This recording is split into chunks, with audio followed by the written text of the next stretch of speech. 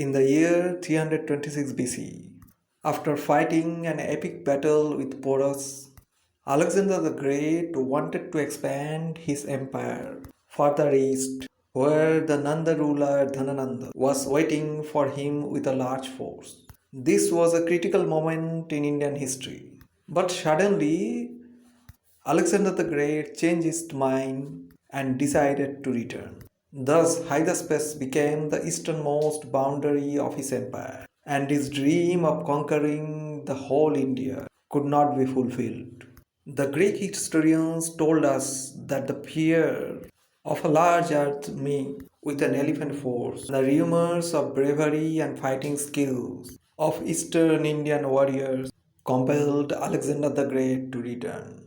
For centuries, the historians argued about the existence of two powerful kingdoms of eastern India, namely Gangaridai and Prasiai, who could defeat the Alexander's Macedonian army. If Prasiai were the people of Patliputra or the Magadhan Empire, then under the command of Dhananda, who were the people of Gangaridai, whom the Greeks feared the most. The search of Gangaridai on the banks of river Gange puzzled the historians for centuries. But modern discovery in West Bengal, near Kolkata, can solve that ancient puzzle. The ancient Gangaridai was not far away from the present day Kolkata.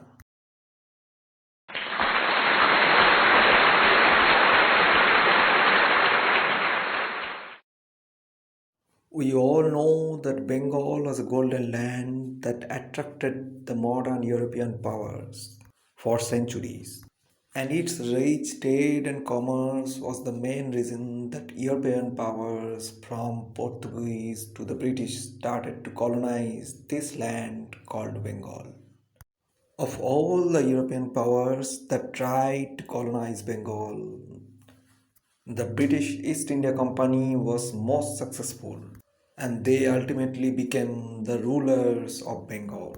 And that was how a new city, Calcutta, was born, and the British traders as well as politicians who came to Bengal primarily for trade and commerce shifted their attention from trade and commerce to politics.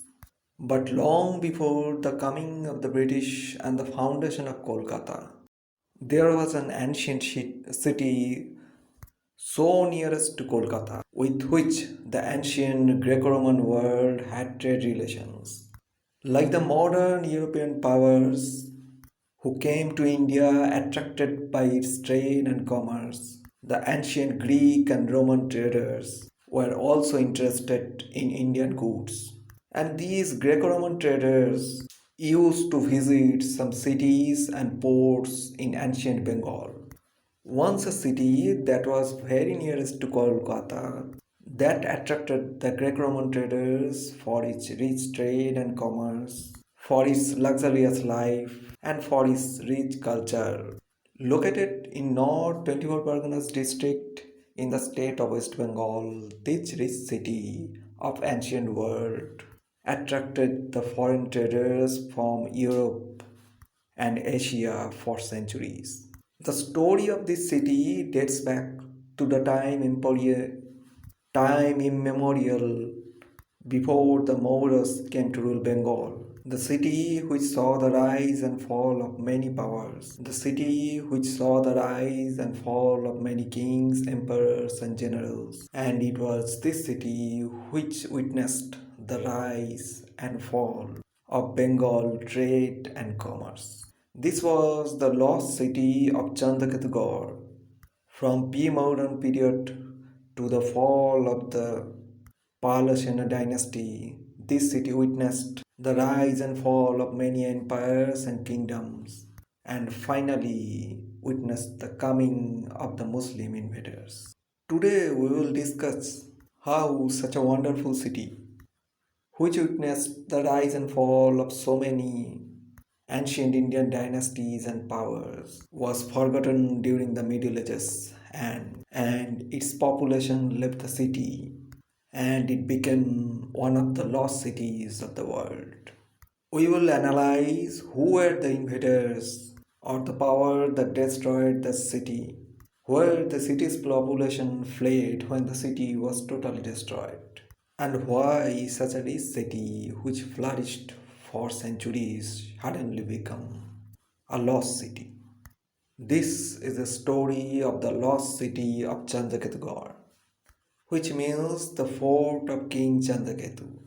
Who was King Chandraketu and how was the fort that attracted the traders and invaders? When this fort was destroyed and why its society and culture collapsed? All these questions will be answered in this episode on Chandraketugarh. The ruins of Chandraketugarh, the city which once attracted the Greco-Roman traders, is located near Berachampa bus stand, which one can reach from Kolkata via train routes. There are other available routes also. The nearest railway station is Harwar, which is near Bashirhat in North 24 Parganas district near Kolkata. From Harwar railway station, it takes minimum 15 minutes to reach that Barachampa bus stand, from which one can visit the ruins and witness the majestic place called Chandraketugarh. As this is a historical place, each name had its own meaning, and thus Bera Champa also has meaning, and through this meaning we can find its history. Here, Bera means fence, and Champa means a flower called Champa. The fence where Champa flower bloomed is called Bera Champa. According to local folklore, during the time of King Chandraketu, a Muslim Pir named Gorachand came to this place and tried to convince the king about the importance of Islam. He also tried to convert the king to Islamic faith. But as he failed to convince the king, he showed some tricks or magics to show the power of Islam. One such magic was to grow champa flower on the fence, and from this time this place is called Barachampa.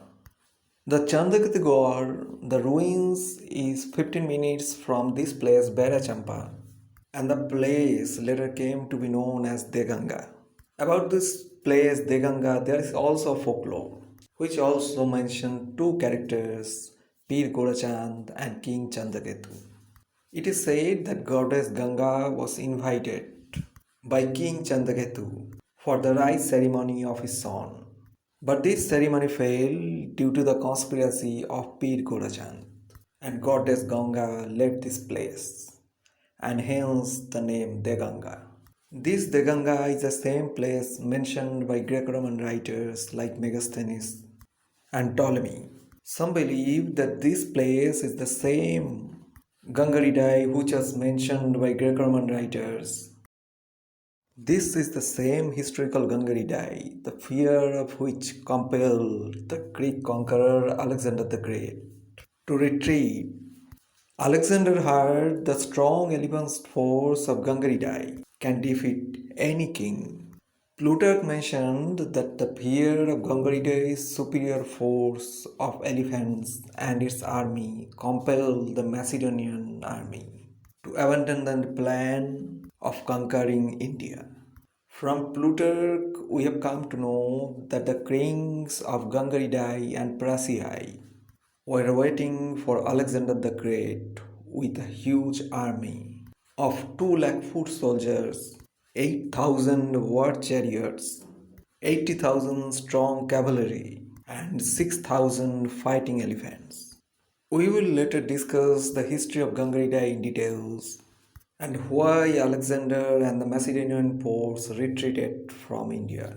Was it for the fear of ancient Magadhan and Bengal army? Was it for the fear of ancient kings of Bengal who had fighting elephants and who could defeat the Greeks?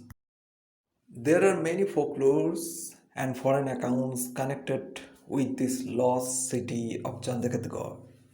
Each folklore has a unique history or a unique story to tell, and the ancient foreign account of the Greco-Roman writers mentioned a prosperous and powerful Bengal. But the real history of Chandraketugarh and the area presently called Deganga is lost forever. All we know about the history of Chandraketugarh is from the archaeological evidence and the folklore scattered here and there. This is the same place where the legendary Indian astronomer and mathematician Barahmihira once lived during the Gupta period. And there is a mound of Khana Mihir Tipi, means Mihir Barahmir and his wife, the legendary Khana. Seals and coins having shines of ships, statues of Hindu gods and goddess, and several gemstones have been found from this place. As I have said, each place in Chandraketugarh or Deganga has its own meaning and has a unique story to tell. For example, Rankola is the site where a battle between King Chandraketu and Pir Gorachand took place. Ghungar was the place where the warriors of King Chandraketu used to take rest. There is a place Ghorapata which was a stable for war horses. Hathipur village was the site where war elephants were kept. There was Rajar Bagan or the garden of the king. And the names of the places and villages that surround its ancient ruin tell the story of a big clash or battle that had taken place between the Hindu king Chandraketu and the Muslim Pir Gorachand, and which probably witnessed the downfall of this fort and this city called Chandraketugarh. The exact date of this Muslim invasion is unknown. An exact date of the fall of this unique fort and its culture is also a mystery. The history and the rich heritage of Chandraketugarh was lost forever. And after the Islamic conquest, this fort of King Chandraketu was abandoned and people who once lived here scattered here and there. And we don't know exact historical account where the residents of Chandraketugarh settled later. This lost city will be lost forever until a Bengali named Rakhaldas Bandopadhyay took interest in it. In 1905, the area of modern Deganga and the regions on the banks of river Vidyadhari attracted the attentions of some scholars and local residents who tried to rediscover its forgotten history. In 1906, a local Bengali doctor named Taraknath Ghosh informed the then British Archaeological Survey about this mound. And H. Longhurst from Eastern Circle visited this site for inspection, which led to the discovery of ancient artifacts. But the British Archaeological Survey took little interest in this mound, as Longhurst reported that these ruins were of little and of no interest, and thus ended the matter.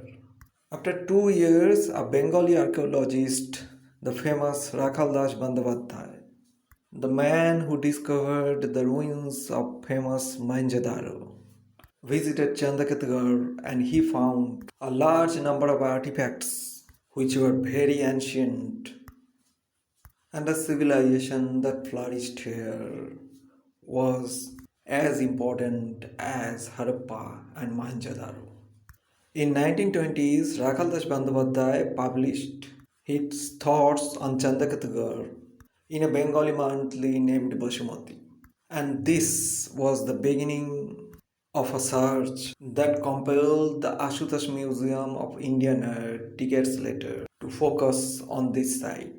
The excavation started in 1956 after the independence of India, and soon it was found that Chandraketugarh had been a center of important civilization which was as important as Harappan and Mohenjo-daro sites.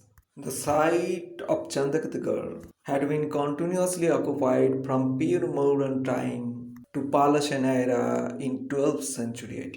And after the fall of the Sena dynasty, the coming of Islam in Bengal, it was abandoned. Thus, this very historical site had seen the rise and fall of the Mauras, the rise and fall of the Guptas, and the local dynasties of Bengal like the Palas and the Senas. In the year 2000, the Archaeological Survey of India found the evidence of a rectangular fort possible belonged to King Chandraketu and his dynasty, which has a height of 30 feet encompassed by walls. The archaeological team also found the evidence of a temple with columns and toranas. The archaeological excavation reveals that for thousands of years this place was visited by kings and generals and emperors as well as foreign traders and traders from all over the world. The period 3 of Chandraketugarh, contemporary with the Kushana rule in India, which the archaeologists and the historians argue as the most prosperous period of Chandraketugarh, show the signs of trade with the Greco-Roman world.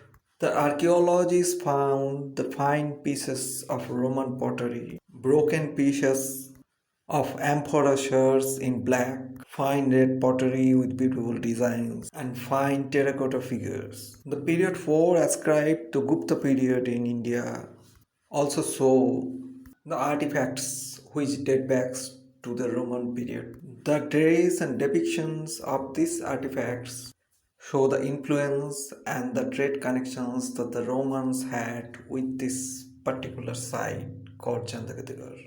We all know that Roman trade declined after the fall of the Guptas in India. At that time, the Romans were also busy fighting the Huns, the Germans, and other barbarian tribes, and that probably ended the Indian trade relations with the Roman Empire.